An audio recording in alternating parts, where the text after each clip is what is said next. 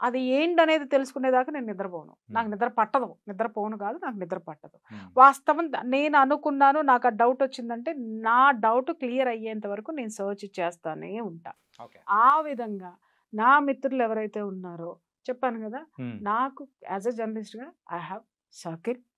So దాన్ని బట్టి నేను అలా అలా అలా అలా నా ఇన్వెస్టిగేషన్లో నాకు తెలిసినటువంటి సమాచారం తీసుకుంటే నాకు వచ్చినటువంటి డౌట్స్ ఏంటంటే, ఆ అమ్మాయిని ఆ హాల్లోకి తీసుకొని వెళ్ళి ఈ విధంగా ఒకరా ఇద్దరా ఎంతమంది సెమినార్ హాల్లో ఆమె ఇలా జరిగింది. సెమినార్ హాల్లో జరిగిందంటే సెమినార్ హాల్ ఎక్కడుంది? ఈ అమ్మాయి డ్యూటీ ఉండేటటువంటి పక్కనే ఉంది. నెంబర్ 1. తర్వాత ఈ అమ్మాయి అంతసేపు ఎక్కడ టీవీలో ఒలింపిక్ ఇది చూసింది, చూసుకుంటూ టీవీలోనో ఫోన్లో చూసుకుంటూ కూర్చొని అప్పుడే లేచి అక్కడికి వెళ్ళింది. అక్కడికి వెళ్ళిన తర్వాత ఇది జరిగిందన్నారు. పాయింట్ నెంబర్ 1 ఏంటంటే, ఈ అమ్మాయి ఒక్కటే అది చూస్తుందని చెప్పిన వాళ్ళు ఎవరు?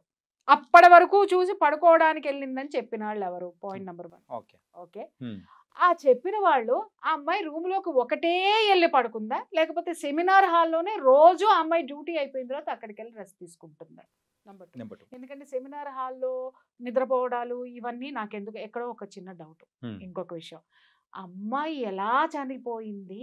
భయంకరమైన శారీరక హింస, ఓకే, లైంగిక పరమైనటువంటి హింస, ఇవి రెండూ జరిగాయి. జరిగిన తర్వాత ఆ అమ్మాయి ప్రాణాలు కోల్పోవడం అనేది జరిగింది. ఆ అమ్మాయి వీడియో కూడా ఒకటి వైరల్ అవుతుంది. గొంతు కింద భయంకరంగా నలిపారు, ఇక్కడ కొట్టారు, ముక్కులో నుంచి రక్తము, నోట్లో నుంచి రక్తము. అమ్మాయి వీడియో తీసుకునేటటువంటి వెసులుబాటు, ప్రాణము, చలనము ఆమెలో ఉండగా ఈ అమ్మాయి అంత దెబ్బలు కొడుతున్నప్పుడు చాలా మంది చెప్తున్నారు గట్టిగా పట్టేసుకొని ఉండుంటారు కాబట్టి వచ్చినాడు కొట్టేశాడు అనేసి. గట్టిగా పట్టుకొని ఉన్నప్పుడు కొట్టేసిన తర్వాత వీడియో ఎలా తీసుకోగలిగింది అమ్మాయి? నెంబర్ 1.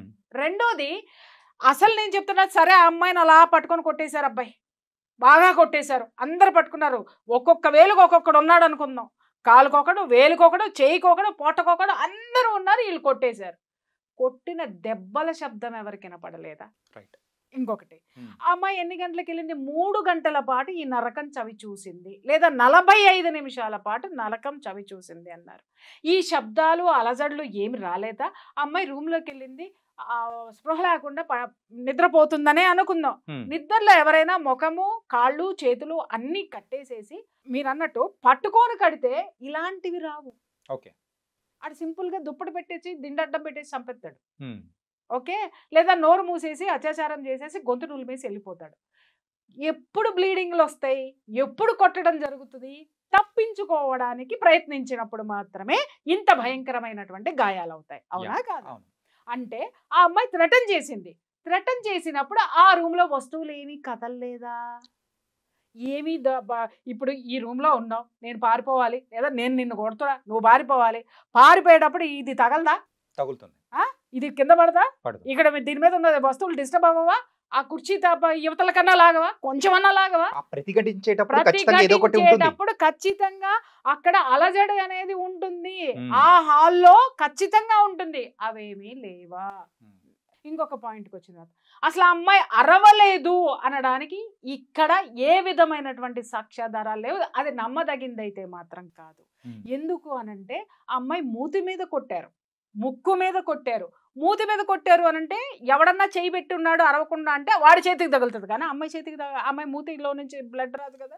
అంటే మూతి మీద నుంచి చేయి తీసేశారు కదా, తీసేసినప్పుడు కొట్టినప్పుడు అమ్మాయి అరవాలి కదా, అరిచినప్పుడు బయట ఎవరికి వినపడలేదా? ఇంకొకటి, వినపడలేదు అనుకుంటాను కదా, పగలపూట కాదే, రాత్రిపూట పిన్ డ్రాప్ సైలెన్స్గా ఉంటుంది. ఇంకొకటి, అది గవర్నమెంట్ హాస్పిటల్, 24/7 ఏదో ఒక కేసు, యాక్సిడెంట్లను ఇంకొకటనో వచ్చి పోతానే ఉంటారు జనం యొక్క అలికిడి ఉంటుంది.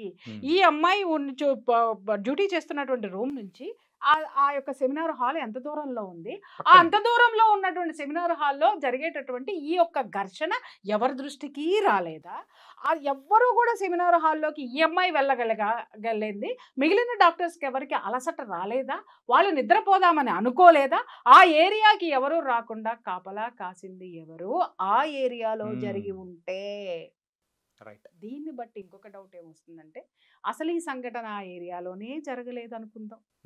అసలు జరిగింది. నాకున్న ఇన్ఫర్మేషన్ ప్రకారము ఈ అమ్మాయి ఈ హాస్పిటల్లో జరుగుతున్నటువంటి ఆ యొక్క డ్రగ్స్ దందా కానివ్వండి, ఆ యొక్క సెక్స్ స్కాండల్ కానివ్వండి, ఆ యొక్క ఆర్గాన్స్ ట్రాఫికింగ్ కానివ్వండి, మెడికల్ మాఫియా. ప్రతి ఒక్క దాని గురించి కూడా ఈ అమ్మాయి ప్రతిఘటిస్తూ వస్తూ ఉంది.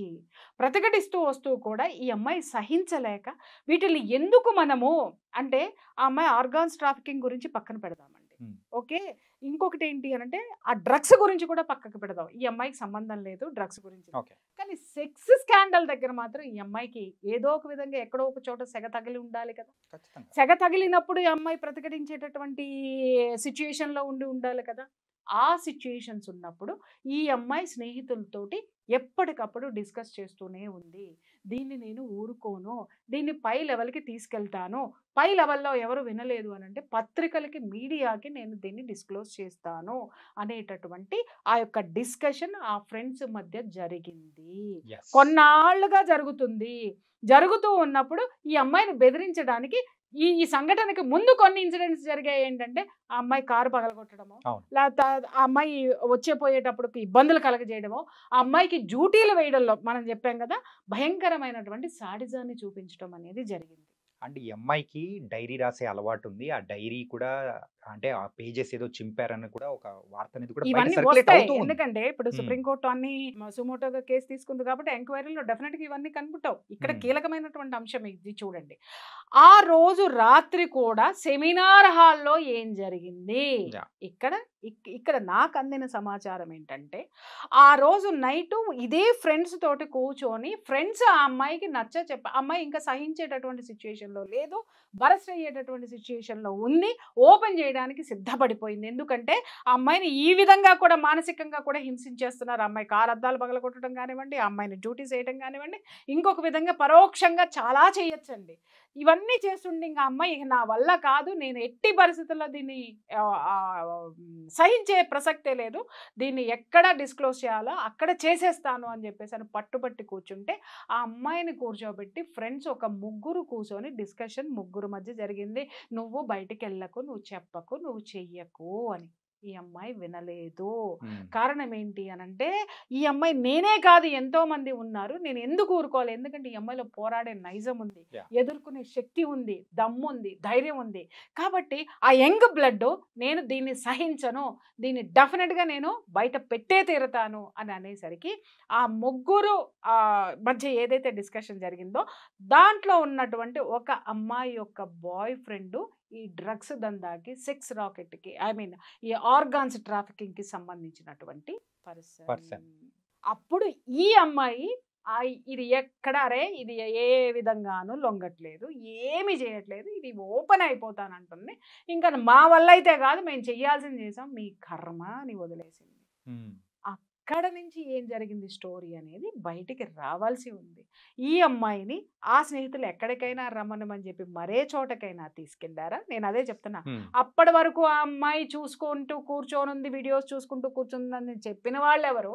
సెమినార్ హాల్కి వెళ్ళి పడుకోంది అనే చెప్పిన వాళ్ళిద్దరిని కూర్చోబెట్టి మాట్లాడిస్తే అసలు హంతకులు, అసలు హిస్టరీ, సీన్ టు సీను, మొత్తం సీన్ ఆఫ్ ఎఫెన్స్ మొత్తము సుప్రీంకోర్టుకి వచ్చేస్తుంది, చేతిలో ఆ రిపోర్ట్ వచ్చేస్తుంది. అండ్ ఇంకొకటి ఏంటంటే వాళ్ళ డాడ్ చెప్పిన దాని ప్రకారము ఆ అమ్మాయి చనిపోయిన తర్వాత కూడా ఆ క్రిమేషన్ చేసే టైంలో కానీ ఆ రోజు మెయిన్గా చెస్ట్ డిపార్ట్మెంట్లో ఎవరైతే ఉన్నారో వాళ్ళ స్నేహితులు కానీ ఎవరైనా కానీ వాళ్ళ తల్లిదండ్రులకు కూడా మినిమం సహకరించలేదంట.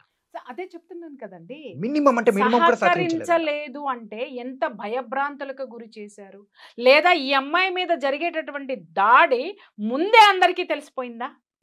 సహకరించలేదు ఇన్ ద సెన్స్ ఏంటంటే ఆ ఘోరాన్ని వీళ్ళల్లో కొంతమంది చూసి మిగిలిన వాళ్ళకి జారేసి ఉండొచ్చు కదా. అంటే ఎవరో ఒకళ్ళు చూశారు, ఎవరో ఒక ఇద్దరు చూశారు, ఆడపిల్లలే చూశారు, లేదా మగపిల్లలు, తోటి డాక్టర్స్ చూశారు, తోటి మెడికోస్ చూశారు. చూసిన తరువాత భయంతో సహకరించలేదు. ఇక్కడ మనము ఎవరిని అందరినీ తప్పు అని అనద్దు, లేకపోతే అందరినీ ప్రాణభయం చాలా మందికి ఉంటుంది. అక్కడ అకృత్యాలు ఎందుకు బయటికి రాలేదు ఇన్నాళ్ళు అని అంటే ప్రాణభయంతో ఎవడు చెప్పలేదు.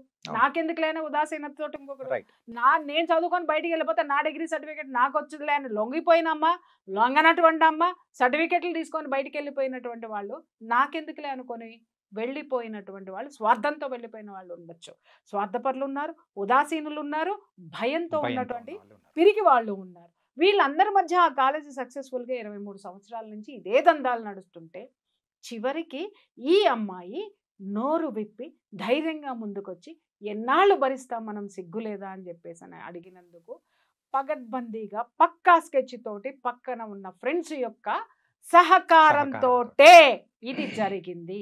వాళ్ళని వదిలేసి ఎవడో దారిన పోయేవాడు బ్లూటూత్ పెట్టుకుని లోపలికి వెళ్ళాడు, బ్లూటూత్ జారిపడిందని వాడు రాయలుగా వచ్చే నన్ను చంపుతారా చంపుకోండి, అంత దౌర్జన్యం చేసిన వాడు అలా మాట్లాడాడు. వాడికి ఏంటి అనంటే వీళ్ళందరితోటి వాడికి సంబంధాలు ఉన్నాయి. ఇది ముందే ప్లాన్ ప్రకారం జరిగింది. వాడిని అరే నువ్వు పోరా, ముందు నువ్వు లోపలికి పోరా, తర్వాత మేము బయటికి తీసుకొస్తామన్నారు. ఎందుకంటే వాడికి కూడా ఆ జీవన పోరాటం అంతా కూడా ఏంటంటే లాటరీ అన్నమాట. వాడికి 4 భార్యలు వాడిని వదిలేసిపోయారు, ఒక ఆవిడ చచ్చిపోయింది, 3 పారిపోయారు. వాడు ఎక్కడో చోట ఏదో ఒక నీడన వాడు బ్రతకాలి, వాడికి ఒక ఇది కావాలి. కాబట్టి ఇలాంటి ఇంత నేర చరిత్ర ఉన్నవాడు కూడా పోలీసింగ్లో ఉన్నాడు అని అంటే ఇలాంటి వాటికి పనికొచ్చేటటువంటి వాళ్ళు ఉన్నారా? ఇంకా ఇక్కడ ఒక కీలకమైనటువంటి విషయం నేను ప్రస్తావించాను. ఇలాంటి ఇష్యూస్ జరిగినప్పుడు ఆడపిల్లలు పేరెంట్స్కి చెప్పరా? అమ్మాయి అంతకు ముందే ఒత్తిళ్లను ఎదుర్కొంది, మానసికంగా ఒత్తిళ్లను ఎదుర్కొంది, పేరెంట్స్కి చెప్పలేదా అనే క్వశ్చన్ చాలా మందికి రావచ్చు. అలాగే మెడికోస్ కూడా పడుతున్నటువంటి మానసిక క్షోభ పేరెంట్స్కి చెప్పట్లేదా అంటే చాలా మంది చెప్తారు. కానీ పేరెంట్స్కి కనిపించేది ఏంటి? 2. ఒకటి అమ్మాయి తెచ్చుకునే సర్టిఫికెట్, రెండోది వీళ్ళు కట్టినటువంటి డబ్బు, ఖర్చు పెడుతున్నటువంటి డబ్బు. అమ్మ కొంచెం నీకెందుకు, కళ్ళు మూసుకో, ఇంకొక సంవత్సరం అయితే అయిపోతుంది, ఇంకా 2 సంవత్సరాలు అయిపోతుంది, ఇంకొక వీళ్ళు అనుకుంటున్నారు. సంవత్సరానికి ఎన్ని వారాలు ఉన్నాయి? 52 వారాలు. ఓకే, సంవత్సరం ఒకటే కానీ దాంట్లో 52 వారాలు ఉన్నాయి. ఎన్ని రోజులు ఉన్నాయి? 365 రోజులు ఉన్నాయి. ఎన్ని గంటలు ఉన్నాయి? 24x365 అవర్స్ ఉన్నాయి. 300 అంతకి ఇంటూ 60 సెకండ్స్ వేసుకోండి. సెకండ్కి ఈ బిడ్డ ఎంత నరకం అనుభవిస్తుంది అక్కడ అనేది పేరెంట్స్ తెలుసుకోవాల్సినటువంటి అవసరం ఉంది. ఇక్కడ చాలామంది పేరెంట్స్ అమాయకులు అనుకోవాలో మూర్ఖులు అనుకోవాలో తెలియదు. డాక్టర్లు అనిపించేసుకోవాలి మా పిల్లలు, డాక్టర్స్ చదవటం తప్పని నేను అనట్లా. అక్కడ జరుగుతున్న వాటిని మీ పిల్లలు ఎప్పుడైతే చెప్పారో, చెప్తున్న తల్లులు చెంగు దోపి హాస్పిటల్కి వెళ్ళి చెడు కూడా ఆడుకోండి. నా బిడ్డకి ఇలా జరిగిందా, కొడకల్లారా సంపుతా మిమ్మల్ని, నరుకుతా మిమ్మల్ని అని ప్రతి తల్లి తిరగబడితే, పబ్లిక్ తిరగబడితే ఎవడు మాత్రం ఏ దాష్టికం చేస్తాడు చెప్పండి? నీకు వచ్చే స్టూడెంట్ యొక్క పేరెంట్సే ఒక దీని కింద ఉన్నారంటే స్టూడెంట్సే లేకపోతే నీ కాలేజ్ ఎలా ఉంటుంది? చచ్చినట్టు నీకు అనుగుణంగా ఆ కాలేజ్ ఉంటుంది. బట్ ఇక్కడ ఎవరికి అనుగుణంగా ఎవరిని ఉంచారు అంటే దౌర్జన్యాలకి, దుర్మార్గాలకి అనుగుణంగా జనమే అటువంటి దుర్మార్గుల చేతిలో పెట్టింది కాదా? ఇదంతా తప్పెవరిది? ఇన్ని సంవత్సరాల మట్టి జరుగుతున్నటువంటి దుర్మార్గాల్ని చూసి ఉదాసీనంగా ఉన్నటువంటి సమాజానికి తప్పు కాదా? ఆ సమాజంలో కాలేజీకి పంపించేటటువంటి పేరెంట్స్ తప్పు కాదా? ప్రతిఘటించినటువంటి అక్కడ ఉన్న యువత తప్పు కాదా? అక్కడ ఉన్న పౌరుడి తప్పు కాదా? అందుకే అన్న తిలా పాపం తలా పిరికెట్.